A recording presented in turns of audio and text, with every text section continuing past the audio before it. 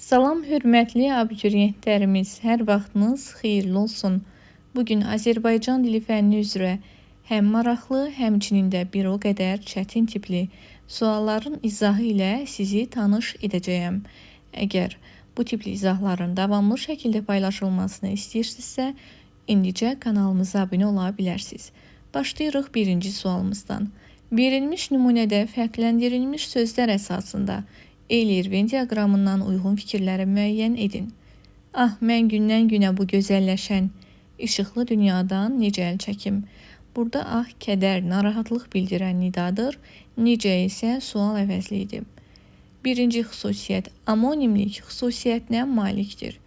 Yoldaşlar, ah nidası nidadan əlavə isim kimi də işlənməkdədir. İnsanın ahı, naləsi kimi. Necə sual əvəzliyi isə əvəzlikdən başqa necə qüvvətləndirici ədat kimi də işlənə bilər. Bu baxımdan birinci xüsusiyyət ortaya yazılmalıydı. Sadəcə nidaya aid fikir deyil. Ona görə də biri götürə bilmərik. Şadlıq bildirən nidadır. Biz dedik ki, ah, kədər, narahatlıq bildirən nidadır. Yalnız qrammatik mənaya malikdir. Ah nidasının yalnız qrammatik mənası var, amma necə sual əvəzliyi əsas nitq səsi olduğu üçün onun leksik mənası da mövcuddur. Bu baxımdan 1, 2 və 3-cü xüsusiyyətləri əsla götürə bilmərik. 4-cü xüsusiyyət suala cavab vermir. Biz bilirik ki, sual əvəzliyi suala cavab verməz.